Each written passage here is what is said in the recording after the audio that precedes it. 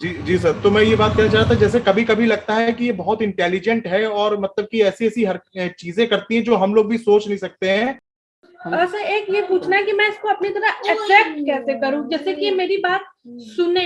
मैं पानी की बोतल लेके बैठूंगी, मैं बोलूंगी ये लो पानी पी लो, तो पानी की बोतल देख के वो मेरे पास आ जाएगी। या मैंने दिखा दी है मैगी, चलो बना देते हैं, तो वो मैगी देख के मेरे पास आ जाएगी। पर हम बोलते हैं हम बैठे हैं, बोलते हैं मैगी खानी है, तो ऐसा कुछ नहीं करती। और हमें लगता है नॉर्मली बच्चे, हमने बोल दिया मैगी चलो बनाते हैं तो मेरे पास चल दी।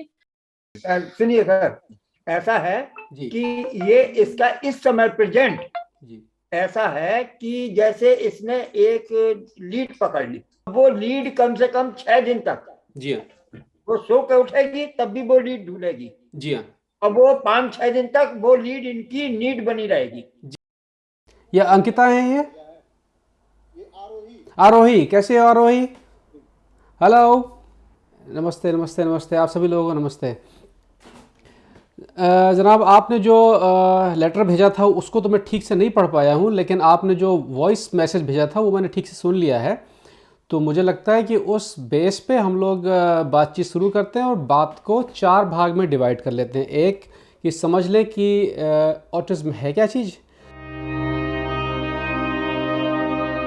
सबसे पहले आप समझ लें कि ऑटिज्म होता क्या है। ऑटिज्म एक ऐसी डिसऑर्डर है जो हर 100 में एक बच्चे में ये पाई जाती है और जीवन भर चलने वाला ये एक डिसऑर्डर होता है। ऑटिज्म जो होता है वो इफ़ेक्ट सबसे ज़्यादा करता है सामाजिक बिहेवियर पर। दुनिया से आपका संपर्क कैसा होगा, सबसे ज़्यादा ये उस पर इफ़ेक्ट करता है। बिल्कुल साधारण लोगों की तरह ऑटिज्म से इफ़ेक्टेड जो बच्चे हैं, जो लोग हैं, उनके अंदर भी अपनी एक मजबूती होती है, जैसे एक साधारण आदमी की मजबूरी होती है, और अपनी एक जद्दोजहद होती है, जैसे एक साधारण आदमी में एक जद्दोजहद होती है। लेकिन उनमें जो सबसे ज़्यादा जद्दोजहद और समस्या होती है वो कम्युनिकेशन और सोशल कनेक्शन की होती है।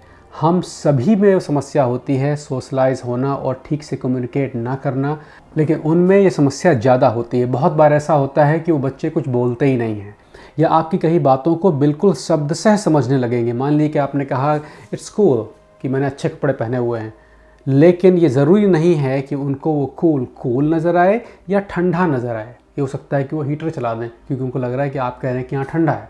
उनको बातों को समझने में थोड़ा सा ज़्यादा समय लगता है और बहुत बार वो आपके चेहरे के हाव भाव को नहीं समझ पाते हैं। इनके अंदर जो एक और मुख्य समस्या होती है वो होती है रिपीटेटिव बिहेवियर। अगर उनको एक चीज़ कुछ अच्छी लग रही है तो वो फिर बहुत अच्छी लगेगी। मान लीजिए किसी ऑटिज्म के बच्चे को छोटी छोटी कारों का बड़ा शौक है, तो उसे फिर वो कार ही अच्छी लगेगी और ये 4 दिन से लेके 4 साल तक चल सकता है, केवल कारें कारें कारें कारें ही खरीदेगा। शुरुआत में ये बच्चे को बड़ा आराम देता है, लेकिन बाद में बच्चा उसी चक्र में फंसना शुरू हो जाता है क्योंकि वो उसके आगे और नहीं देखता है या उसके आगे और नहीं समझता है। इन बच्चों में या इन बड़ों में जो घर के अंदर होने वाले परिवर्तन हैं उनको एडजस्ट करने में काफ़ी समस्या होती है। इनको एक स्ट्रक्चर की ज़रूरत होती है कि रोज़ बिल्कुल उसी तरीके से काम हो रहा है। अगर वो चीज़ें थोड़ी सी बदलेंगी तो वो उस चीज़ को ठीक से नहीं समझ पाते हैं या ठीक से नहीं एडजस्ट कर पाते हैं। इससे इन्हें बहुत थकान होती है और एक बार जब ये बच्चे थकान में आ जाते हैं तो उनको स्मेल, टच या तेज़ लाइट, उससे एलर्जी होना शुरू हो जाती है जो उनको भीषण सिर दर्द देता है। या उनका जो दिमाग है कुछ समय के लिए बिल्कुल फुल हो जाता है और बच्चा टोटल शटडाउन तक पहुंच जाता है। इसे बहुत लोग दौरा आना भी कहते हैं हम लोगों की भाषा में। या ओवरवर्कड हो जाता है या बिल्कुल शांत हो जाता है या बहुत चीखने चिल्लाने लगता है या उसका शरीर अकड़ने लगता है। बच्चे को दिमाग में बहुत डर लगता है कि अब वो और क्या करे आगे, जो कि कभी कभी फिज़िकल की तरफ बढ़ जाता है। बच्चा दीवार में सिर मारने लगता है या खड़े खड़े गिर जाता है या टोटल शटडाउन की तरफ चला जाता है। ये बहुत ज़रूरी है कि जो ऑटिस्टिक लोग हैं, बच्चे हैं, उनको बहुत शुरुआती एज में उसका पता चल जाए और आप उनकी मदद कर सकें। आप ये समझ लें कि वो पानी के बहाव हैं, आपको नाली बहुत अच्छी सी बनानी है तो वो बहाव बेहतर चलता रहेगा। वो बच्चे शायद अपनी नालियाँ खुद न बना पाते हों। अगर उनको सही समय पर मदद नहीं मिलेगी तो वो धीरे धीरे मानसिक रोग, मानसिक समस्याओं की तरफ बढ़ने लगते हैं। तो आप अगर इस तरह के बच्चों के संपर्क में हैं या आपके आसपास तरह के बच्चे हैं तो इस प्रोग्राम को ठीक से देखिए। सवाल आपके हैं और जवाब शायद आपके भी काम के हों। शुरू करें फिर।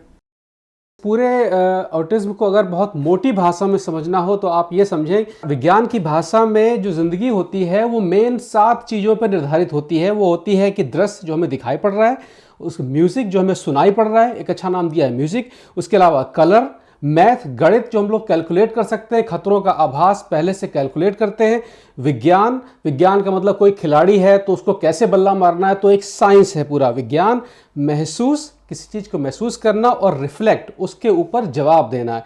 ये 7 चीज़ें ऐसी होती हैं जिस पे हम लोगों की ज़िंदगी आधारित होती है। आवाज़ आ रही मेरी?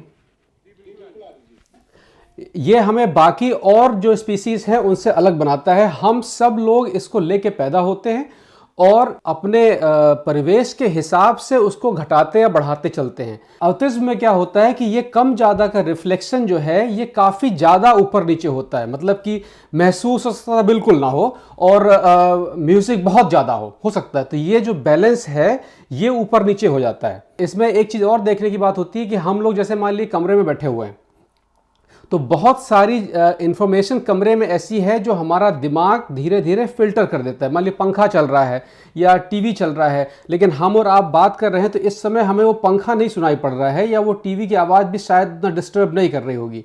लेकिन बच्चे को ये हो सकता है कि वो जब हमसे और आपसे बात कर रही है उसके अलावा वो पंखे की आवाज़ भी वो फिल्टर नहीं कर रहा है दिमाग, तो वो उसको इतना ज़्यादा डिस्टर्ब करता है कि वो फिर 2-3 चीज़ें एक ही में मिक्स होने लगती हैं।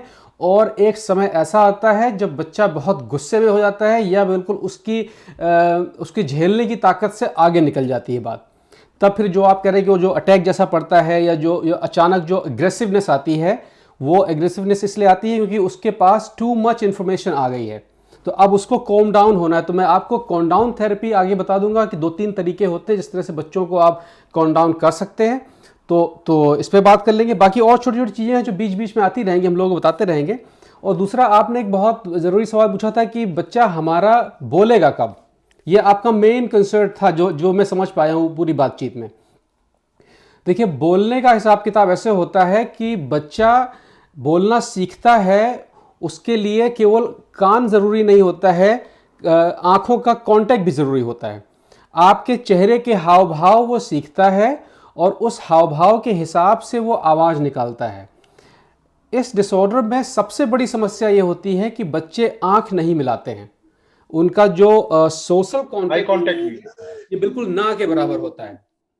पता नहीं आपकी बेटी के उसमें ये सिम्टम है या नहीं, लेकिन ये मेन सिम्टम होता है कि बच्चे का कंसंट्रेशन हर तरफ चलता रहता है, तो वो आपकी बात पे ध्यान नहीं देता है। जैसे कि आप अपने भी स्कूल टाइम में देखा होगा कि टीचर कुछ पढ़ा के निकल गया, हम बैठे तो थे वहां पे लेकिन समझ में कुछ नहीं आया जी।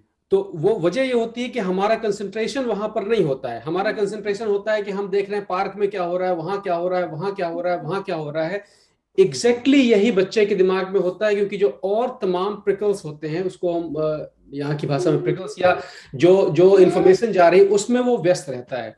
तो बच्चे की जो स्पीक थेरेपी होती, जहां भी आप करवाने जा रहे हो, बहुत जरूरी ध्यान देने की बात यह है कि जब तक बच्चा उस टीचर की आंखों में आंखें डाल के नहीं बैठेगा, उसको सीखना नहीं आएगा। ये पहली चीज है। सबसे बढ़िया टीचर होता है माँ होती है। बैठ के आप शांति से बैठे, आंख में आंख डाल के, और जिस चीज को आप सिखा रहे हैं उसका एक विजुअल उदाहरण भी रखें। जैसे आप सेब दिखा रहे कि ये सेब है, तो हाथ में सेब भी रखें और अपनी जो चेहरे की आकृतियां हैं उसको और ओवर बड़ा करके बताएं, जिससे कि बच्चा जाने की सेब मैं कह रहा हूं, सेब। तो ये जब तक छोटे बच्चे ये अपने आप सीखते हैं, लेकिन चूंकि ऑटिज्म में ये फोकस नहीं रहता है, इसलिए आपको वो फोकस देना बहुत जरूरी होता है। तो आम तौर पर होता यह है कि जैसे हम लोगों के यहाँ पे क्या होता है कि बच्चे में ऑटिज्म का डायग्नोस जो होता है वो अमूमन 18 महीने तक हो जाता है। 18 महीने में पता चल जाता है कि ये उस तरफ जा रहा है या नहीं, क्योंकि अगर आपका बच्चा 12 या 13 महीने का है और वो उसका नाम पुकारने पर या इशारा करने पर उस तरफ नहीं देख रहा है, तो ये पहला सिग्नल होता है कि इसमें कंसंट्रेशन का कुछ समस्या है। तो हम लोगों का यहाँ के हिसाब से ये है कि 2 साल में अगर बच्चा 50 शब्द समझता है, समझता, बोलना एक अलग चीज है, समझना एक अलग चीज है। जी जी बच्चे आमतौर पर समझते हैं, बोलते नहीं हैं। जी तो अगर आप देखें कि आपकी बेटी 6 साल की है, इसका मतलब कि उसको कम से कम 100 शब्द हैं जो समझ में आ रहे हैं, तो वो एक सही रास्ते पर है बोलने के। तो वो स्पीच थेरेपी में जब वही शब्द दोबारा आएंगे तो उसको, उसके दिमाग में है वो शब्द ऑलरेडी। तो उससे आप डिफाइन करेंगे कि ये बोलना आगे कैसे चलेगा। और दूसरी चीज, चूंकि बच्चों में आई कांटेक्ट या महसूस करने और रिफ्लेक्ट करने में जो है वो काफी डिले होता है, इस वजह से ये लोग सोशली हमेशा वीक रहते हैं। मतलब कि वो अपने दिमाग एरिया में तो मास्टर होंगे। एक मैं सब्जेक्ट से हट के एक और चीज ले आता हूँ। पश्चिम की, विदेशों की जो ये लोग अचानक बहुत हर चीज में आगे हैं, जी इसके पीछे बहुत बड़ा हाथ ऑटिज्म बच्चों का है, क्योंकि इनका जो दिमाग होता है वो बहुत शार्प होता है, बहुत तेज होता है, लेकिन उनकी ट्रेनिंग ऐसे की जाती है कि बिल्कुल वो कंप्यूटर की तरह उस डिपार्टमेंट में काम करते रहते हैं बिना उधर का डिस्टरबेंस किए हुए। तो अगर अगर पश्चिम की जो तरक्की का एक राज दिया जाता है वो ऑटिज्म के बच्चों को दिया जाता है, क्योंकि अगर ये म्यूजिक में जाएंगे तो म्यूजिक के मास्टर होते हैं ये, क्योंकि बाकी चीजों में इनका दिमाग ही नहीं लगेगा, खाली वही लगेगा। तो आपको ये देखना है कि आपका बच्चा किस तरफ चल रहा है। मैं आपको बताने की कोशिश कर रहा हूं कि आपको अपनी लाइफस्टाइल चेंज करनी है। बच्चे में कोई चेंज नहीं आएगा, ये सुनने में बड़ा आपको, आप शायद ये ना सुनना चाहते हो, लेकिन लाइफस्टाइल आपको अपनी चेंज करनी है। और इस ऑटिज्म में इसके 3 भाग होते हैं मुख्यतः, और जहां तक मैं समझ पाया हूं बच्चे को सबसे लाइट वाला है, क्योंकि उसका जो एक होता है लाइट कि वाला आदमी सर। बैठा हुआ है और उसका सिर वगैरह एक तरफ है, वो सबसे हार्ड वाला होता है। दूसरा होता है कि बच्चा हाथ वाथ बहुत घुमा रहा है और एक तरफ सिर घुमा के दिन भर चक्कर लगा रहा है। ऐसा तीसरा नहीं ये है सर। होता है कि बच्चा जब उछलता है और खड़ा हो जा रहा है, उसके हाथ पैर चलने की जो उंगलियों की क्षमता है उसको मोटरिक कहते हैं, वो सही है। कि केवल वो फोकस नहीं कर रहा है और अपनी दुनिया में मस्त है। ये तीसरा बस सबसे यही है लास्ट सर। वाला है। अच्छा, क्या कह रहे हैं आप? बस यही है सर, यही है। हाँ जी जी। फोकस तो ये कर रहा हूं, जी अपनी जी दुनिया में मस्त इसमें है। इसमें बहुत पॉजिटिव ये होता है कि ये जो डिसऑर्डर होता है ये उम्र के साथ में बढ़ता नहीं है, ये उम्र के साथ में बिल्कुल इसी जगह पर रुका रहता है। तो इसका माइनस पॉइंट ये होगा कि ये बच्चे सोशली बहुत ज्यादा एक दूसरे से घुलने मिलने वाले नहीं होंगे। ये अपनी मम्मी से नहीं कहेंगे कि मम्मी मुझे खाना दे दो, मुझे भूख लगी है। ये कहेंगे कि हाँ खाना दे दो। तो ये जो जो संज्ञा और सर्वनाम साथ में है, इनका प्रयोग ये बच्चे नहीं करते हैं, क्योंकि इनमें वो हाँ महसूस करने की चीज नहीं है। जब इनको किसी चीज की जरूरत होगी तो ये आपको खींच के ले जाएंगे और ऑर्डर के तौर पे कहेंगे ये मुझे दे दो और ले लो। तो वो रिफ्लेक्स नहीं देखेंगे कि आपकी जी आंखें जी क्या कह रही हैं, उस चीज को वो नहीं देखेंगे, क्योंकि उसकी वो जरूरत नहीं महसूस करते। ऐसा नहीं है कि वो महसूस नहीं करते, आप गुस्सा होंगे तो वो जान जाएंगे गुस्सा है, लेकिन वो जी उसको उसकी जरूरत नहीं है इनको। जी सर, आउटलाइन के हिसाब से मतलब कि ये तो काफी हद तक दिख रहा है कि ये ऑटिज्म है। ये पर 100% आपने, आपको 100% सर, ऑटिज्म है। मैं बच्चे को देख रहा हूँ ऑटिज्म है, क्योंकि बच्चा कंसंट्रेट नहीं कर रहा है, वो आप में नहीं जी कर रहा जी है, वो माँ में नहीं कर रहा है, वो वीडियो में नहीं कर रहा है। लेकिन जी जी लेकिन ये आपको देखना है कि वो जरूर किसी ना किसी चीज में बहुत ज्यादा कंसंट्रेट करता होगा। ऐसा हो नहीं सकता है कि कोई इंसान किसी चीज में कंसंट्रेट ना कर रहा हो। वो वो खेलने में वो बहुत करते हैं। वो कलरिंग हो सकता है, वो कुकिंग हो सकता है, वो कोई एक विशेष गेम हो सकता है, वो म्यूजिक, कुछ भी हो सकता है। जी जी ये डॉक्टर साहब नमस्कार। जी नमस्कार। नमस्कार। जी नमस्कार। ग्रैंडफादर हूँ मैं इसका। जी नमस्ते। मुझे प्लीज डॉक्टर अच्छा साहब ना नमस्कार। करिए, ये सब पता नहीं भारत में कहाँ से डॉक्टर साहब ये सब। मैं आपसे उम्र में छोटा हूँ, बाबू बच्चा जो कहिए कहना हो, लेकिन ये सब मत कहिए। सुनिए सर, ऐसा है जी कि ये इसका इस समय प्रेजेंट जी ऐसा है कि जैसे इसने एक लीड पकड़ ली। जी हाँ, मोबाइल की लीड पकड़ ली। जी हाँ अब वो लीड कम से कम 6 दिन तक जी हाँ वो सो के उठेगी, तब भी वो लीड ढूंढेगी। जी हाँ अब वो 5-6 दिन तक वो लीड इनकी नीड बनी रहेगी। जी जी बिल्कुल अब लीड खत्म हो गई, जी अब चालू हो गया कि मान लीजिए चाबी का चल्ला। चाबी का छल्ला एक है। जी हाँ अब वो चाबी का ये छल्ला साबुन हाँ साबुन की हाँ। पट्टी। अब और दूसरे या मतलब एक पर्टिकुलर आइटम नहीं है इनका।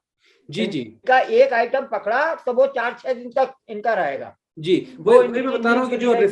रिफ्लेक्स है, मैं आपकी बात थोड़ा सा काटूंगा कि ये एक कंडीशन होती है। आपको ये देखना है कि बच्चे का इंटरेस्ट किस चीज में ज्यादा है। जैसे कि आप, मुझे लगा कि आपने जो मैसेज में लिखा था कि बच्चा मोबाइल पर म्यूजिक बहुत सुनता था। हाँ, बहुत कभी सुनता, बहुत सुनता था, हम ठीक है। लोगों ने छुड़वा दिया। हाँ, तो अब आप ये देखें कि अगर बच्चे को म्यूजिक पसंद है तो म्यूजिक में बहुत सारे वेरिएशन होते हैं। आज ये म्यूजिक, कल वो म्यूजिक, परसों वो म्यूजिक, वो म्यूजिक, और वो चीज ऐसी होती है जो कि दिमाग को डेवलप भी करती है। तो अगर बच्चे को म्यूजिक पसंद है तो आपकी बहुत बड़ी समस्या सॉल्व होगी। जब परेशान होगी तो उससे उसको रिलैक्सेशन मिल जाएगा। और देखिए कि जब बच्चा बहुत गुस्सा हो जाए, मान लीजिए कि अचानक गुस्सा हो जाता है, तो उसको कॉम करने की 2-3 ट्रिक्स होती हैं। आप हो सके तो अपने घुटनों पे बैठे, तो बच्चे की हाइट और आपकी हाइट एक बराबर रहेगी।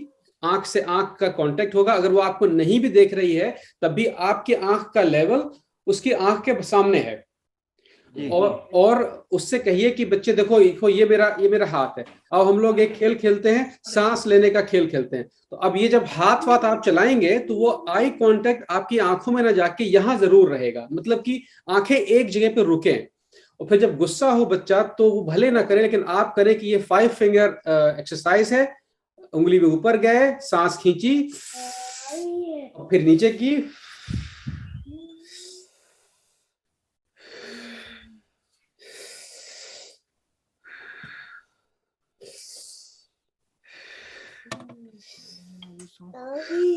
ये एक टर्न पूरा हो गया। अब इसने 5 डीप सांसें ली हैं, भले ही बच्चा ना कर रहा हो लेकिन आप करें। तो उससे क्या होगा कि आप 2 मैसेज दे रहे हैं। एक तो बच्चे का ध्यान केंद्रित हो रहा है यहाँ पर, दूसरा आप भी कॉम डाउन हो रहे हैं, तीसरा आप एक चीज की शुरुआत कर रहे हैं कि जिस भी चीज को आप शुरू कर रहे हैं उसे खत्म भी कर रहे हैं। ये बहुत जरूरी है बच्चे में। दूसरा, अगर बच्चा बहुत नाराज है तो मोस्टली जब बच्चे नाराज होंगे तो बहुत ऐसे कर लेते हैं या कुछ ऐसा कर रहे होंगे जो अनयूजुअल होता है। अनयूजुअल में तो उसका माइंड कंसंट्रेशन। हाँ, नहीं, मैं बेसिकली बता रहा हूँ, जब आप बच्चों में जब गुस्सा होते हैं तो एक अटैक जैसा पड़ता है। बिल्कुल पैर वैर सीधे कर लेंगे, या गर्दन बिल्कुल ऐसी कर लेंगे, या दीवार पे सिर मारने लगेंगे। ये होता है जी, है सर, है, बिल्कुल है, पूरा ऐसा है। है। पैर ट्विस्ट कर लेती है, बहुत बहुत आंख लेती है। हाँ, तो अगर आप ये देखें कि बच्चा जिस पोजीशन पर गुस्सा होने पर आ रहा है, आप उसी को मिमिक करना शुरू कर दें। मतलब कि बच्चा बिल्कुल तन कैसे बैठ रहा है, तो आप भी ऐसे बिल्कुल हंसने वाले मूड में बैठ जाएं और डीप सांस खींचें और धीरे से छोड़ें। तो आप समहाउ बच्चे को ट्रेन करेंगे कि अगर वो इस सिचुएशन में आता है तो वो उसको डीप सांस लेनी है। जब सांस अंदर जाती है तो बहुत सारी ऑक्सीजन अंदर जाती है। जब बहुत सारी ऑक्सीजन अंदर जाती है तो शरीर का लगभग 20% ऑक्सीजन जो होता है वो दिमाग खर्च करता है। हम लोग को जमाई आती है जब खाना वाना खाते हैं। जमाई इसलिए आती है कि खाना पचाने में बहुत सारी ऑक्सीजन की जरूरत होती है, वो अचानक फिर हमें बहुत सारे ऑक्सीजन की जरूरत पड़ती है। तो जब भी बच्चा गुस्सा हो रहा है, उसके अंदर अगर आपने कस के सांस भर दी, सिखा दिया, तो वो खुद ही उस गुस्से की ट्रैक से बाहर निकलना सीख जाएगा। ये आने वाले समय में उसके काम आएगा। अभी तो वो एक खेल की तरह से होगा, लेकिन बाद में वो समझ जाएगी बच्चे की, जब मेरा ऐसे सिचुएशन आएगी तो मुझे ये करना है। हमें ये पूछना है, जैसे हम इसे म्यूजिक की तरफ, जैसे हम इसको कुछ वीडियोस दिखाते हैं, तो ये इसके अंदर ये चीज है कि वो चीज कुछ शुरू करा दो तो ये फिर जिद करती है कि अगर हम उस चीज को ना करा, जैसे हमें म्यूजिक हमें आधे घंटे सुनवाना है, हम आधे घंटे वीडियो टीवी चला दें, तो इसके अंदर ये हो जाती है कि फिर ये हमें बंद कर दिया मैंने टीवी, तो ये बहुत हाइपर, बहुत गुस्से में हो जाती है कि बंद क्यों किया, वही चालू करो, और रोना पिटाना, और रोना, और इसका फिर अनलिमिटेड हो जाता है। बहुत इस समय जैसे हो गया है कि अब इनका घूमने का बहुत मन करता है। देखिए, जब म्यूजिक बंद किया है तो घूमने का। जी, मैं समझ रहा हूँ आपकी बात। देखिए, इसमें इन बच्चों में सबसे जरूरी ये होता है कि आप उन्हें स्ट्रक्चर सिखाएं। स्ट्रक्चर में बहुत जरूरी ये है, पहले तो आप ही को सीखना है वो स्ट्रक्चर, कि हर चीज का एक टाइम बांध लें। कि हमारे यहाँ 6 बजे खाना खाया जाता है, मान लीजिए, जैसे मैं अपने घर की बताऊँ, मेरे घर में 6 बजे खाना खाया जाता है, तो हम रोज फिर 6 बजे ही खाना खाएंगे। तो बच्चे को पता है कि 6 बजे अब ये खाने का समय हो गया है। अगर आप लोग कुर्सी मेज पे बैठ के खाना खाते हैं तो बच्चे की एक जगह निर्धारित करिए और बच्चा हमेशा 6 बजे उसी जगह पर ही खाएगा। आपके घर में अगर कपड़े टांगने, खूंटी पे टांगने की कोई जगह है जहां, तो उसमें एक चिट लगा दीजिए कि ये बच्ची की जगह है। तो जब भी कपड़ा टांगेंगे आप उसी जगह पर टांगेंगे। इसको इसको कहते हैं 0 आवर एजेंडा। मतलब कि आपने कोई प्लानिंग नहीं की है, आपने बिल्कुल ये तय किया हुआ है कि ये इस किताब की जगह है, इसमें यही आएगा। इसमें आपको बहुत मेहनत करनी पड़ती है, क्योंकि होता है मोस्टली परिवारों में आदत होती है, हम लोग इंडिया के परिवारों में तो और आदत है, इधर उधर सब चीजें छोड़ दी। तो उसमें क्या होगा कि जब ये आप कंस्ट्रक्शन देना शुरू करेंगे कि 6 बजे खाना खाना है, इतने बजे ये होना है, तो उसमें फिर ये म्यूजिक वगैरह का भी आ जाएगा कि ठीक है हम लोग म्यूजिक सुनने जा रहे हैं, इतने बजे हम बंद कर देंगे। आम जैसे पीछे घड़ी देख रहा हूं मैं आपके वहां पे, घड़ी में यहाँ पे इस तरह घड़ियां बिकती हैं, आपको बनानी पड़ेगी। घड़ियों में कलर डाल दें कि 1 से 2 के बीच में पीला कलर, 3 से 5 के बीच में ये कलर, वो कलर। तो और लिख दें, मान लीजिए मैं एक उदाहरण बता रहा हूं, अपने हिसाब से देखिएगा कि 3 से 4 के बीच में उसको टीवी देखने का टाइम है, तो 3 से 4 के बीच में एक कोई कलर दे दें, उसमें लिख दें कि टीवी का टाइम। तो बच्चों को पता है कि जब ये सुई यहाँ पे आएगी तो ये मेरा समय है, और जब ये सुई यहाँ से चली गई तो मेरा समय नहीं है। हो सकता है कि मुझे डांट पड़ जाए, लेकिन उसको पता है कि अब मेरा समय निकल गया है। तो इनको जब पहले से पता होगा कि ये समय जाने वाला है तो ये प्रिपेयर रहते हैं।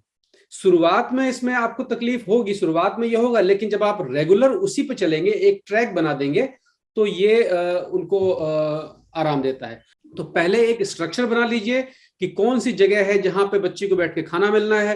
हो सके तो आप लोग अपनी भी जगह बना लें तो वो और आसान है, वरना ये समझेगी हमारे लिए नियम है, इनके लिए नियम ही नहीं है जी। तो हमारे यहाँ भारत में आमतौर पर घरों में जो सामान है और जो रंग है उसमें बहुत ज्यादा इंफॉर्मेशन होती है, बहुत ज्यादा जानकारी होती है। बेडशीट बिछी हुई है, उसमें बहुत सारे लोग खड़े हुए हैं एक लाइन से, या दीवार पे बहुत अजीब से कलर हैं। अगर आपने कभी मेरे वीडियो देखे होंगे या मेरे घर के वीडियो देखे तो एक फ्लैट कलर होते हैं। तो ये एक लिविंग स्टाइल है पश्चिम में। यहाँ पर ये माना जाता है कि जब आप घर जाते हैं तो कम से कम कलर रहेंगे तो आपको शांति मिलती है, मतलब कि क्योंकि आपका दिमाग आपकी जानकारी के साथ ही उससे इंफॉर्मेशन लेता रहता है, वो बिजी रहता है। जैसे आप टीवी देखते हैं तो थक जाते हैं क्योंकि इतनी सारी जानकारी अंदर आ रही होती है और दिमाग को वो चीजें सेटल डाउन करनी होती हैं। लेकिन इन बच्चों में ये प्रोसेस और ज्यादा होता है। तो घर को जितना सलीके से साफ सुथरा रख सके उससे आपको भी शांति रहेगी, लेकिन उनको ज्यादा शांति रहेगी। जी। डॉक्टर साहब, इसमें जैसे अभी कुछ मतलब कि इनकी टॉनिक चल रही है, डॉक्टर लोगों ने लिखा हुआ है कुछ माइंड की ग्रोथ के एलोपैथिक के सिरप, तो सर वो दिया जाना है क्या? उससे कुछ देखिए अब ये ट्रेनिंग प्रोग्राम है। हाँ, आपने कहा था, मैं इसमें देखिए सिरप वगैरह अब जो भी उन्होंने दिए मुझे तो नहीं पता कौन से दिए हैं, लेकिन ऐसा कुछ होता नहीं है कि दिमाग में कोई सिरप जाता है, ऐसा नहीं होता है। जी। ऐसा ये सिर्फ आपके मन की शांति के लिए है। हाँ, ऐसा होता है कि कुछ विशेष तरह के खाने में ये बच्चों को इफेक्ट करता है, खास तौर पर ये फल नहीं खाती कोई भी। तो मैं अपनी बात खत्म कर लूं। विशेष तरह के खाने जिसकी रिसर्च में ये आया है कि बच्चों में फर्क पड़ता है, वो खाने ये हैं कि बच्चों के खाने से अनाज पूरा हटा दिया गया और दूध का आइटम पूरा हटा दिया गया, बाकी जो बचता है तो वो क्या होता है कि उसमें जो आमाशय के अंदर जो लाइन होती है जो खाने को हजम करती हैं, उन पे जोर कम पड़ता है तो दिमाग को ज्यादा खून मिलता है। ये एक कॉन्सेप्ट है, ठीक है, लेकिन इस कॉन्सेप्ट को यहाँ पर पश्चिम में ज्यादा फॉलो नहीं किया जाता है। इसलिए नहीं किया जाता है कि आप उससे दो नुकसान कर रहे होते हैं। ये हो सकता है कि उसकी वजह से आपका बच्चा थोड़ा सा लंबा ज्यादा हो, या उसमें कोई थोड़े से एक्शन बहुत 19-20 का फर्क पड़ रहा हो, लेकिन आपने बच्चे को एक बहुत बड़ी सजा दे दी कि ये नहीं खाना, ये नहीं खाना, ये नहीं खाना, ये नहीं खाना, ये नहीं खाना, तो उससे वो उनमें कुंठा और बढ़ जाती है। ये तो भोजन की चीजें हैं। अगर आपको कोई खाने में कोई चीज परहेज बता रहा हो तो उसका सीधा हिसाब किताब ये होता है कि खाना जो पेट को, आमाशय को कम ताकत खर्च करनी पड़ेगी तो वो ताकत दिमाग को मिल जाएगी। लेकिन आपकी बच्ची सबसे लाइट ऑटिज्म में है, उसको इन चीज की जरूरत नहीं है, क्योंकि वो उछल कूद के सही खड़ी हो लेती है, वो फिजिकल काम तो कर ही रही है। और रही बात जो सिरप वगैरह की है, शॉर्ट आंसर है कि उसका कुछ मतलब नहीं होता है, लेकिन अब शायद एक बात और मैं पूछना चाह रहा हूँ। जी बताइए। कि जैसे ये किसी चीज के लिए जिद करती है, जी हाँ, तो क्या जिद इसकी पूरी की जाए? नहीं, जिद कहीं कभी नहीं पूरी करनी चाहिए। ये वो स्वस्थ बच्चों की भी, चाहे जिसकी, लेकिन आप एक नियम ये जो है वो जिद ना पूरी करने से इतनी ओवर हाइपर होती है कि हम लोग बर्दाश्त नहीं कर पाते। हाँ, तो वो फिर हम कहते हैं कि चलो, जैसे इसके 2 आइटम है, कार पे या मोटरसाइकिल पे, लेके और टहलते रहो, नो लिमिट जी। घर पे आके जैसे ही रोकी फिर चालू, देखिए अब ये जिद पूरी करना जो है पॉसिबल नहीं है। देखिए जिद क्या चीज होती है, ये एक मैं इसको अच्छी भाषा में ट्रांसलेट कर लूं, वरना ये एक टेक्निक होती है बच्चों और बड़ों दोनों की इमोशनल ब्लैकमेल करने की। अगर आप जिद करेंगे, बिल्कुल, अगर आप जिद पूरी करेंगे तो वो जिद और बढ़ती चली जाएगी, लेकिन आप जिद के लिए डांटेंगे तो उसको और डिस्टरबेंस होगा। तो बेहतर ये है कि आप एक नियम बना दें कि अच्छा मोटरसाइकिल पे चलना है तो पापा हफ्ते में 1 दिन लेके जाएंगे, ठीक है, या 2 दिन लेके जाए, जैसा आपको फिट बैठ रहा हो। या ऐसा कर लें कि एक चार्ट बना लें घर पे हाथ से खींच के, और ये कहें कि आप दिन में ये करोगी तो ये स्टिकर मिलेगा गिफ्ट के तौर पे। तो अगर वो 5 स्टिकर ले लेती है तो फिर एक बार मोटरसाइकिल पे घूमने चलना है, तो अब उसको वो स्टिकर कमाने हैं। तो वो स्ट्रक्चर जरूरी है। लेकिन जैसे मेरा ही बेटा, उसको पता है ठीक से कि किस चीज को मैं हाँ करूंगा और किस चीज उसकी माँ ना करेगी, तो वो अपनी माँ से वो चीज पूछता ही नहीं है, वो फिर मुझसे पूछता है और फिर माँ के पास आता है कि पापा ने तो कह दिया हाँ। तो ये सब ट्रिक बच्चे जानते हैं जी। तो आप ये समझ लें कि ये सब चीजें आपको एक एहसास देती हैं कि बच्ची जो है समझती काफी चीजें हैं, लेकिन उसको एक्सप्रेस नहीं करती है जी, एक्सप्रेस नहीं कर पाती है जी। अच्छा, इसको डांटते हैं जैसे या मना करते हैं तो ये हाइपर इतनी ज्यादा होती है कि वो ओवर हाइपर हो जाती है। जी हाँ, तो हम लोग इनसे मना भी करते हैं कि यार कर लेना चाहिए आप, नहीं तो ये ज्यादा ही हाइपर हो जाएगा। वो मैं आपको बता, ये इसको आप अगर थोड़ा सा दूसरा भाषा में देखें तो ये एक तरीके से ब्लैकमेलिंग, इमोशनल ब्लैकमेलिंग इसको आप कह सकते हैं। बच्ची अगर हाइपर है तो अब उसकी आदत पड़ गई है, इसलिए वो हाइपर रहेगी। कई 2-1 बार में जब वो हाइपर है तो बैठ के वो काउंटडाउन जो मैंने आपको बताया कि सांस लेने का या और खेल खिलवाड़ करने का आप करें, तो वो मेरे ख्याल से 1-1.5 महीना आपको करना होगा, क्योंकि ये बहुत धीरे धीरे चलता है प्रोसेस। और स्ट्रक्चर पे आपको बिल्कुल फिक्स रहना होगा। अगर आपने स्ट्रक्चर चेंज कर दिया एक बार, तो उसको पता है कि ये तो बदलने वाली चीज है, कि अगर 6 बजे खाना है और 7 बजे खा रहे हैं तो उसको पता है कि वो तो फिर ऊपर नीचे चलता है, तो फिर कहीं और भी चलेगा। बाय चार्ट इसको चलाना पड़ेगा। जी हाँ, बिल्कुल बिल्कुल। जैसे इसे ये पता है कि इसको किससे अपनी क्या जिद पूरी करवानी है। इसे पता है कि मैं मम्मी से अपने कुछ ऐसी चीज मांगूंगी जो मम्मी मुझे नहीं देगी, जैसे क्रैक, जैसे कोई बिस्किट खाना है, ऐसे नुकसान है और हम कहते हैं नहीं ये नहीं खाना है, तो ये जानती कि मम्मी नहीं देंगी तो ये पापा से मांगेगी।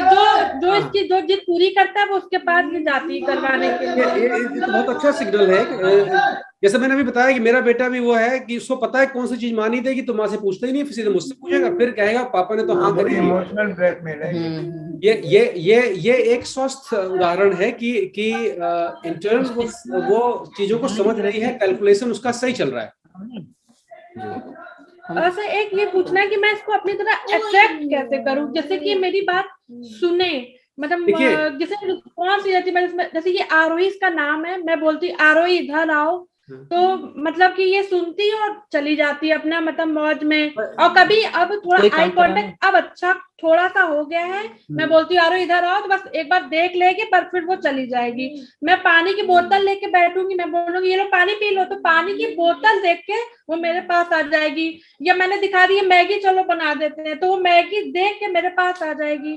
पर हम बोलते हैं बैठे हैं या बोलते हैं मैगी खानी है, तो ऐसा कुछ नहीं करती। और हमें लगता है नॉर्मली बच्चे, हमने बोल दिया मैगी चलो बनाते हैं तो मेरे पास चल दी। तो ये चीजों को देख के आती है, सुन के नहीं आती है। जैसे इसने पानी को देखा, देखिए जैसे मैंने शुरू में बताया था कि इन बच्चों में सबसे जो इन बच्चों को अलग करता है दूसरे बच्चों से, सोशल कांटेक्ट, उसकी कमी होती है। सोशल वो अपना जो उनको फिक्स बैठ रहा होगा वो ही करेंगे। यही वजह है कि ये इन लेटर जो रिलेशनशिप में है, जो आपके हस्बैंड ने पूछा था कि नॉर्मल लाइफ कैसे आ जाएगी, कुछ इस तरह का सवाल पूछा था, तो उस वक्त समय नहीं था, लेकिन पहला सवाल मेरा ये है कि नॉर्मल लाइफ की परिभाषा क्या है। हमारे और आपके लिए नॉर्मल लाइफ ये है, या मेरी और मेरी पत्नी के लिए, कि मैंने कुछ कहा तो उन्होंने मुझे देखा, या उसने मुझे कहा तो मैंने उनकी आंखें देखी और समझ लिया कि ये शायद नहीं अच्छा लग रहा है। ये एक नॉर्मल लाइफ है। बच्चे में दूसरे का ख्याल रखना जो है वो नहीं है, या नहीं होता है। यही एक सबसे बड़ी समस्या है इस डिसऑर्डर की। बच्चा सिर्फ और सिर्फ अपने बारे में सोचता है। इवन अगर आप उसको डांट रहे हैं किसी चीज के लिए, कि मान लीजिए आप गुस्सा में शुरू हो गए, तो आप कितना भी गुस्सा हो, वो चूंकि वो आपसे कनेक्ट ही नहीं हो रहा है, तो उसके दिमाग में जाएगा नहीं। आप डांटते रहिए, कुछ फर्क ही नहीं पड़ेगा उसको, क्योंकि वो आपका कोई भी इंफॉर्मेशन, कोई भी जानकारी नहीं ले रहा है। वो अपनी केवल मैगी के बारे में सोच रहा है, कुछ नहीं उसके अलावा। तो ये एक बहुत फ्रस्ट्रेटिंग चीज है कि ऐसा माँ बाप, बच्चा जब रिएक्ट नहीं कर रहा है, कि उछल के नहीं आ रहा है, तो बहुत तकलीफ देता है। ये एक सबसे बड़ी समस्या लेके लोग जो आते हैं वो यही आते हैं कि मैं कैसे कनेक्ट करूं। तो वो आपको सीखना होगा कि ये डिसऑर्डर है, और जैसे जैसे ये बड़ी होगी, चूंकि जो ये इनका डिसऑर्डर है, ये बढ़ता नहीं है उम्र के हिसाब से। जैसे जैसे ये बड़ी होगी, वैसे वैसे उसको रियलाइज, रिफ्लेक्शन, जो मैंने लास्ट वाला बताया था, रिफ्लेक्शन आना शुरू होगा, और वो थोड़ा बहुत इससे बैकफाइट करेगी। ऐसा नहीं है कि वो एकदम बैकफाइट कर जाएगी। इसीलिए जो से ग्रसित बच्चे होते हैं, उनका जो मैरिज लाइफ होती है, अगर मैरिज लाइफ तक पहुंचते हैं, वो डिस्टर्बिंग रहती है, क्योंकि जो उनके पार्टनर होते हैं वो एक्सपेक्ट करेंगे कि भाई हम लोग साथ में बैठे हैं। और तो ये समय बताएगा। फिलहाल आप ये मान के चलें कि 10-11 साल की उम्र तक पहुंचते पहुंचते बच्चा थोड़ा सा रिफ्लेक्शन देना शुरू कर देता है कि हाँ भाई, मम्मी ने ये कहा है, तो उसके लिए कैसे रिएक्ट करना है। लेकिन ये बहुत तकलीफदेह है, और इसको आपको झेलना पड़ेगा। जी सर, मतलब अंत में सर मैं ये बात आपसे कहना चाहूंगा कि जैसे आरोही में कुछ चीजें जो लगती हैं औरों से बेहतर कि इसकी मेमोरी बहुत शार्प है। ये जहां एक बार किसी चीज को रखते हुए देख लेती है, या जिसको ये कंफर्टेबल समझती है, उसको बिल्कुल पहचान जाती है अच्छे से। छुपा के भी कोई चीज रख दीजिए, ला करके ढूंढ के दे देती है। और मतलब कि अपनी आज दिन तक 6 साल की हो गई, 7 साल की हो गई है, इसने अपने से कभी भी अपने आप को चोट नहीं लगाई। ये बहुत अच्छा स्पोर्ट करती है, एक एथलीट की तरह सर खेलती है। ये एक मतलब बॉल के ऊपर एक सेकंड रुकूंगा। इसने अपने आप को चोट नहीं लगाई, इसका मतलब इसका मैथमेटिक्स जो गणित है बहुत अच्छा है, उसको पता है यहाँ चोट लग जाएगी। जी। तो इस तरह से जो 7 मैंने, आप कहीं लिख लीजिए उनको, ये 7 जो चीजें हैं, इनमें से कौन सी चीज वीक चल रही है। जी। तो जो वीक चल रही है, मेन प्रॉब्लम वहां पर है, और देखने की कौन सी चीज बहुत अच्छी चल रही है। तो बच्चे को अगर आप उस लाइन में डालेंगे तो वो उसका एक जीनियस होगा। और यहाँ अपने आप तो मुझे पता नहीं, लेकिन यहाँ अपने यहाँ लोग छुपा ले जाते हैं बात, लेकिन यहाँ पर अमूमन जितने हाई लेवल म्यूजिशियन हैं वो सब ऑटिज्म से हैं। उनको दुनिया से मतलब ही नहीं है वो, और उन्होंने एम्पायर खड़ा किया हुआ है अपना। जी सर, तो मैं ये बात कहना चाह रहा था, जैसे कभी कभी लगता है कि ये बहुत इंटेलिजेंट है, और मतलब कि ऐसी ऐसी हर चीजें करती हैं जो हम लोग भी सोच नहीं सकते हैं कि ये अपने आप को कैसे बचा रही है, कैसे चोट नहीं लगने दे रही, इसको कैसे मालूम है कि कौन सी चीज गर्म है, इसको कैसे स्मेल पावर इतनी अच्छी कि ऊपर से स्मेल सूंघती हुई नीचे आ जाती है कि खाना बन रहा है, और कुकर में खाना बनता है, दराज में कुकर रखा जाता है, चीजें स्लाइड करना, बाकी चीजों को ये इग्नोर कर देती है। तो कभी कभी लगता है कि ये नॉर्मल है, बस केवल बोल नहीं पा रही है। तो अंत में सर ये पूछना चाहूंगा, क्या ये ठीक हो पाएगी ऑटिज्म से हट करके? क्या ये नॉर्मल दिशा की तरफ बढ़ पाएगी? क्या कुछ इसके मुंह से शब्द निकलेंगे सर? देखिए, सिंपल आंसर है कि नहीं, ऑटिज्म कभी खत्म नहीं होता है, सिंपल आंसर ये है। लेकिन ये खत्म नहीं होता है, लेकिन आप जैसे कि मैं गाना गाता हूं, मान लीजिए, ठीक है, गाना गाने वाला सिंगर पैदाइशी होता है और मेहनत किया हुआ होता है। पैदाइशी सिंगर होगा, जरा सी रियाज में अच्छा गाएगा। मैं अगर गाना गाना नहीं जानता हूं तो मेहनत करके गा तो लूंगा, लेकिन उसके लेवल तक नहीं पहुंचूंगा। ठीक है ना? तो ऑटिज्म का सिंपल आंसर है कि क्या खत्म होगा? नहीं होगा। लेकिन जो आपने बताया कि बच्चा बहुत तेज है, उसके लिए मैं एक चीज आपको बीच में लगा दूं। जो मैंने आपको 7 चीजों का नाम बताया था, प्रकृति हमें पैदा करती है इन 7 चीजों के हिसाब से, और हर पैदा होने वाला हर इंसान इनमें से किसी एक का मास्टर होता है, हर इंसान A to Z। लेकिन जिस परिवेश में हम लोग पलते बढ़ते हैं, हम लोग धीरे धीरे फिल्टर लगाना सीख जाते हैं। मान लीजिए कि मुझे गाने का बहुत शौक है फॉर एग्जांपल, लेकिन मेरे परिवार में गाना अच्छा नहीं माना जाता था बचपने में, तो मैंने वहां पे फिल्टर लगा लिया कि नहीं वो अच्छी चीज नहीं है, नहीं वो अच्छी चीज नहीं है, वो अच्छी। तो हमारी जिंदगी में बहुत सारे फिल्टर लगते चले जाते हैं, और फिर जो हमारी सोच बनती है उस फिल्टर के थ्रू निकलती चलती है। तो कई चरण बदल जाते हैं। इन बच्चों में वो फिल्टर नहीं होता है, तो इन बच्चों में जिस चीज में उनकी मास्टरी होती है वो मास्टरी बनी रहती है। अगर वो म्यूजिक में तेज हैं, आप कुछ कर लीजिए वो सुनेंगे नहीं आपकी, वो उसी में उनका ध्यान लगेगा। शब्दों का उच्चारण कर पाएगी 11-12 साल की उम्र में? बिल्कुल कर पाएगी। बच्चे के दिमाग में शब्द हैं, स्पीच थेरेपी से वो शब्द आएंगे। इसमें अगर समस्या रहेगी तो सिर्फ ये रहेगी कि संज्ञा सर्वनाम का उच्चारण, कि दादाजी प्लीज मुझे ये लिवा दो, तो ये दादाजी प्लीज, ये एक फीलिंग्स मुझे दो, वो ये कहेगी कि पेंसिल चाहिए, सीधी सी बात। लेकिन जो ये इतना ही हो जाए बहुत है, इतना ही हो जाए यही बहुत है। नहीं, ये तो हो जाएगा, क्योंकि बच्चा समझ रहा है। आप बता रहे हैं कि जैसा कि खुशबू सूंघ के नीचे आ जाए, पता है उसको कुकर कहाँ रखा है, इसका मतलब वो सारी चीजें जो आप लोग बात कर रहे हैं वो बच्चे के दिमाग में हैं, लेकिन वो आपसे कम्युनिकेट नहीं कर रहा है, क्योंकि वो आपसे आई कांटेक्ट नहीं कर रहा है, और आई कांटेक्ट ना करना ही एक सबसे बड़ा बैरियर होता है। तो इन बच्चों के जो स्पेशल स्कूल होते हैं, स्पेशल ट्रेनिंग्स होती हैं, वो मेन इसी तरफ फोकस होती है कि वो कैसे कांटेक्ट करना शुरू करें। जैसे मैंने आपको हाथ वाला तरीका बताया था या घुटनों के पे बैठ के दिखाया था, तो आप उसके सामने कांटेक्ट कर रहे हैं, और कोशिश करिए कि गुस्सा मत होइएगा, क्योंकि अगर आप गुस्सा होंगे तो उसे पता नहीं है कि किस चीज के लिए गुस्सा हो रहे हैं। वो महसूस तो कर रही है, लेकिन उस गुस्से का मतलब मोटिव नहीं समझ रही। जैसे कि मैं अपने बच्चे पे गुस्सा हो रहा हूं, तो उसको पता है कि चूंकि मैंने ये आईपैड 2 घंटे ज्यादा देख लिया है, तो पापा गुस्सा हो रहे हैं। तो ये जो कनेक्शन है वो ये बच्चे नहीं करते हैं, या करना ही नहीं चाहते हैं। आप ये भी कह सकते हैं अलग भाषा में कि वो चूंकि उनको सोशली एडजस्ट करना ही नहीं है कुछ। जैसा कि दादाजी बता रहे थे कि मोटरसाइकिल में बैठेंगे तो फिर एंडलेस राइड चाहिए, क्योंकि वो खत्म करने का जो पॉइंट है वो नहीं है जी। तो ये है। और अगर कुछ जानना चाहें तो आप बताएं। और मेरा आपसे सजेशन ये होगा कि आप जितनी जल्दी हो सके बच्चे की ट्रेनिंग पे ध्यान दें। और एक चीज और है कि इन सब चीजों में खर्च होता है, पैसा को खर्च काफी होता है, क्योंकि जो लोग आपकी मदद करेंगे ये लोग भी पढ़े लिखे होंगे कहीं से। तो आप बच्चे पे इन्वेस्टमेंट करें, और ये मान के चलें कि अगर बच्चा नॉर्मल तरीके से बोलने समझने लगा है तो आपका काम पूरा हो गया है। अगर आप नहीं करेंगे तो वहां तक भी नहीं पहुंचेगा फिर वो जी। तो और दूसरी चीज, एक चीज का और ख्याल रखिएगा कि पैसा लिमिटेड होता है, खत्म हो जाता है अगर आपने खर्च करना शुरू कर दिया। तो जिस भी चीज पे आप खर्च करें, जो भी चीज देखें, उसको ठीक से समझ लें कि उसका रिजल्ट अब तक कितना आया है। 20 थेरेपी आप सुनेंगे, इंटरनेट पे जाएंगे तो एक से एक आ जाएंगे कि जड़ से खत्म कर देंगे और ये हो जाएगा वो हो जाएगा, लेकिन उन्हीं थेरेपीज पे जाइएगा जो पीछे से हो रही हो, जिन पे काम हुआ हो, जो आधिकारिक हो और इसका रिजल्ट भी आता हो। वरना एक भी 25 पैसा भी अगर आप गलत जगह पे खर्च करेंगे तो वो खर्च ही हो गया, उसकी जगह पे शायद वो उसको 1 घंटा एक्स्ट्रा स्पीच थेरेपी मिल जाती।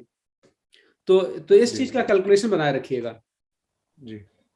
और सही बात है, मतलब इन्वेस्ट करें तो उसका रिजल्ट आए। बिल्कुल, इन्वेस्ट करने से बिल्कुल ठोक बजा के देख लिए कि भाई मैं इस टीचर के पास, मैं इस जगह पे स्पीच थेरेपी के लिए जा रहा हूं, तो ये आपका हक बनता है कि जानने के लिए कि भाई आप क्या कितने बच्चे सही हो गए और किस तरह से आप करते हैं। एक बार मैं भी साथ में बैठूंगा, आपको दिल में आपके लग रहा है कि यार काम बन रहा है कि नहीं बन रहा। ऐसा ना हो कि बस आप उन्होंने कह दिया आप वहां बैठे हुए। आप जब वहां बैठेंगे तो ये जो स्पीच थेरेपी, ये सारी थेरेपी ऑटिज्म में होती हैं, वो इतनी आसान और इतनी नजरों से नजरें मिला के होती हैं कि आपके दिल में जाएंगी वो बातें, और जब तक आपके दिल में ना जा रही हो, बच्चे के दिल में भी नहीं जाएंगी। इस चीज का ख्याल रखिएगा बस जी। तो अभी आप हम सीख रहे हैं, सिखा रहा है जी। हाँ बिल्कुल बिल्कुल, हमको ये लगे कि ये सिखा रहा है। स्पीच थेरेपी संबंधित बहुत सारे वीडियोस आपको यूट्यूब वगैरह पे मिल जाएंगे, बहुत सारे डॉक्टर्स हैं जो तो उसको आप देखिए और घर का माहौल बदलिए, बिल्कुल घर का माहौल बदलिए का मतलब कि स्ट्रक्चर बना के रखिए। और ये हम लोग अपने घर में करते हैं, शायद आपके टिप काम आ जाए। हर साल दिवाली पे, यहाँ क्रिसमस मान लें, अपने यहाँ दिवाली मान लें, सफाई जब घर की होती है तो वो सारा सामान जिसको हम लोगों ने 1.5 साल से नहीं छुआ है उसको फेंक देते हैं। जी जी। क्योंकि जब 1.5 साल से वो काम में नहीं आया तो शायद अगले 1.5 साल भी काम ना आए। जी। और जितना खाली घर रहेगा आपका उतना हल्का महसूस करेंगे आप दिमाग से, आप बच्चे सभी कुछ। घर जितना खाली हो उतना अच्छा है। जी। वो युद्ध का समय चला गया कि 5 बोरा गेहूं घर पे रखना जरूरी है, वो समय चला गया। सर धन्यवाद सर, मैं पूरे परिवार की तरफ से सर बहुत बहुत आभार प्रकट करता हूं सर आपका। आपने इतना मुझे अनमोल समय दिया अपना। सर आप ही जैसे लोगों की वजह से सर भारत की खूबसूरती है। नहीं, ये मेरा आभार है कि आपने इस चीज को सुना, और पता नहीं शायद जब ये 1-1.5 हफ्ते के बाद मैं डाल दूंगा यूट्यूब पे भी, पता नहीं और किसी लोगों को फायदा हो जाए। देखिए मेन उद्देश्य यही है कि जो इतने 1000 लोग देखते हैं उसमें से अगर 4-5 को फायदा हो गया हकीकत में, मेरा काम हो गया। बाकी कर्जा है, खाया हिंदुस्तान का है, तो अब वापस कर रहा हूँ, और क्या है। जी जी ये है। जी। तो सर ये वीडियो हमारा आ जाएगा तो हमें, क्योंकि इतनी इंफॉर्मेशन है, इसको आप ये मेरे ख्याल से 1-1.5 हफ्ते के बाद आप सेव करके रख लीजिएगा उसको, जब तक देख लीजिएगा। मैंने रिकॉर्ड नहीं किया सर इसे। मैंने नहीं रिकॉर्ड किया सर इसे। हाँ, तो ये आ जाएगा मेरे ख्याल। देखिए रिकॉर्ड यहाँ तो हो रहा है। सर आप मुझे व्हाट्सएप कर दीजिएगा सर इसे। व्हाट्सएप तो अब ये ऑनलाइन करने का काम मेरा सहायक है मार्क, वो सब करते हैं। कैमरा तो लगा दिया उन्होंने, यहाँ पे एक टेलीफोन पे लगा हुआ है, हमारे पास रिकॉर्ड में है। ये इतना है, हम लोग जो भी बात करते हैं किसी से भी कोई भी बात, वो हमेशा जूम से करते हैं और जूम सारे रिकॉर्ड होती है। तो वो बाद में हो जाता है कि आपने ये कहा था, फिर हमने ये कहा था, इस तरह की घटनाएं भी हो जाती हैं, तब के लिए काम आता है फिर वो। अच्छा, नहीं मतलब कि जैसे हो जाता तो हमें ये रिवीजन हो जाता हम लोगों का। नहीं, ये आपको यूट्यूब पे मिल जाएगा। मैं मुझे इसीलिए रिकॉर्ड ही कर रहे हैं यूट्यूब के लिए। जी जी जी। तो जनाब ये है, बाकी अपना ख्याल रखिए। तो घर को प्लीजेंट लुक दें। पहले तो सबसे पहले स्ट्रक्चर बांध लेते हैं और स्पीच थेरेपी के लिए आगे बढ़ते हैं। सबसे पहले आप स्ट्रक्चर बना लीजिए घर पे, परिवार में सब लोग साथ में बैठ जाइए। सुबह 7 बजे से लेकर बच्चे का सोने का समय जो भी है, कितने बजे बच्ची सोती है? अच्छा, एक चीज और है कि बच्चे को कम से कम 8 घंटा सोना जरूरी है। और जैसे यहाँ हम यूरोप का, ये अपनी नींद तो पूरी कर लेती है, पर इसका सोने का टाइम जब इसका मन होता है तभी सोती, तब तक खेलती रहती है। इस पे भी ध्यान दीजिएगा। देखिए बच्चे को 7 घंटे की नींद, स्ट्रक्चर नींद जरूरी है। आप ये नोट कर लें कि पहला है दृश्य, visual memory. Number 1 visual memory. उसको आप दृश्य या विजुअल मेमोरी कहने का मतलब ये है कि बच्चे ने कुछ देखा और उसको वो चीज याद रहती है। जैसे कि आप बता रहे कि कहाँ पे क्या रखा है। एक होती है विजुअल मेमोरी कि देख लिया, उसको याद है पहले से, आपने कहा नहीं, देख के याद है। दूसरा है लिसनिंग, म्यूजिक या संगीत, कि उस पे उसका ध्यान कैसा जा रहा है। तीसरा है रंग, कलर्स, की फूल देख के उसको कैसा लग रहा है। जैसे आपने कहा हरी पत्तियां बहुत हैं, तो क्या अगर लाल रंग का फूल है तो कैसा रिएक्ट कर रही, इसका क्या रिएक्शन चल रहा है। चौथा है मैथमेटिक्स, गणित की वो खतरे का अंदाजे को कितनी बेहतर तरीके से कैलकुलेट कर रही है। उसको सब्जी वाला है क्या? हाँ सर। पांचवा है विज्ञान। विज्ञान का मतलब है कि टेक्निक, अगर उसको कोई गेंद उठानी है ऊंचे पर से, तो वो क्या जुगाड़ लगा रही, कुर्सी लगा के चढ़ के जा रही है, करती है बिल्कुल, सारे जुगाड़ लगा। ये आप देखिएगा कि जो लोकल चैलेंजेस हैं उसको कैसे सॉल्व कर रही है वो। बहुत अच्छे से। उसके बाद है नंबर 6 फीलिंग्स, कि वो महसूस कैसा कर रही है। मम्मी ने कहा कि मैगी नहीं खानी है, तो उसका रिएक्शन कैसा है। वो भले आंख में ना मिला रही हो लेकिन फूल के बैठ रही है, या उसका रिएक्शन कैसा है। गुस्सा हाथ पकड़ के करवा। हाँ, नंबर 7 है रिफ्लेक्शन। अगर आपने हाथ पकड़ के करवा रही है, आपने कहा नहीं करना है, तब वो क्या कर रही है। आमतौर पर जो नीचे के 2 हैं, 6 और 7, इनमें सबसे ज्यादा डिस्टर्बेंस चलता है। तो आप तो आप जब भी किसी डॉक्टर के पास जाइएगा तो इन 7 का एक रिकॉर्ड रखिएगा कि हमें वहां से ये बताया था और इनमें इस जगह पे बहुत अच्छी है और इस जगह पे ये नहीं है। तो आपने एक छोटा सा होमवर्क कर लिया अपने लिए। सर एक ये विजुअल मेमोरी, संगीत पर ध्यान, संगीत या जो उसकी रुचि हो उस पर ध्यान, मैथमेटिक्स कैलकुलेशन उसका कैसा है। नंबर 3 और था कलर। नंबर 3 था कलर, रंग जी, रंग कलर्स पे कैसे रिएक्ट कर रही है, नंबर 3 पे है वो। कलर्स नंबर 3 पे कलर। जैसे कि आपने कहा कि हरी पत्तियां बहुत खाती हैं, अगर मान ली कि लाल फूल है तब कैसा है, अगर पीला है तो क्या सभी अच्छा लग रहा है, या सब पे बराबर ध्यान चल रहा है, या एक के प्रति भड़क रही है, मान लीजिए, है ना। जी जी। तो चौथा है सर विज्ञान, क्योंकि ये कलर इसलिए बहुत जरूरी है। अगर आप जहां का वीडियो आपने देखा था उस कमरे को जरा घूम के देखिए कितने कलर भरे हुए उस कमरे के अंदर, ठीक है ना। आपके बेडशीट से लेके दीवारों से लेके वो कलरों से भरा हुआ है बिल्कुल। तो आप ये देखेंगे कि अगर वो कलर से उसका कोई रिफ्लेक्शन चल रहा है तो उस कमरे में उसको बहुत आराम नहीं मिल रहा होगा। तो इसलिए उसके बाद मैथ गणित है कि अपने खतरे को कैसे कैलकुलेट कर रही है। उसके बाद साइंस है कि जो नॉर्मल चैलेंजेस हैं कि गेंद उठानी ऊंचाई से तो कैसा जुगाड़ लगा रही है। चैलेंज दीजिए आप खुद ही कि भाई वो पूड़ियां वहां रखी है, उठा लो, अब वो अपने आप सोचे कैसे उठाना है जी। और फीलिंग्स रिएक्शन है जी। और आप लोग अपने परिवार के साथ में बैठ जाइए, सुबह 7 बजे से लेके सुबह शाम को 8 बजे तक का एक रफ प्लान बना लीजिए, जिसमें कि थोड़ी सी गैपिंग भी जरूरी है कि अगर 3 से 4 के बीच में टीवी देखना है तो वो 3:30 से 4:30 भी हो सकता है शुरुआत में। धीरे धीरे आप स्ट्रक्चर उस पर आइएगा, लेकिन शुरुआत में 1 घंटे का प्ले रखिएगा। और सबसे जरूरी है कि जहां खूटी है बच्चे के कपड़े की वहां पर उसका नाम लिख दीजिए कि ये तुम्हारी है, और उसके मंजन के ब्रुश के ऊपर निशान लगा दी कि ये तुम्हारा है और ये उसी जगह पे रखना है। तो वहां से स्ट्रक्चर बनना शुरू हो जाता है। ठीक है सर। ठीक सर, थैंक यू सर, बहुत बहुत धन्यवाद। फिर बताइएगा। ओके जी, थैंक यू, बाय बाय। और सर कॉन्टेक्ट में जरूर बिल्कुल जी, धन्यवाद। Okay sir, okay, thank you sir.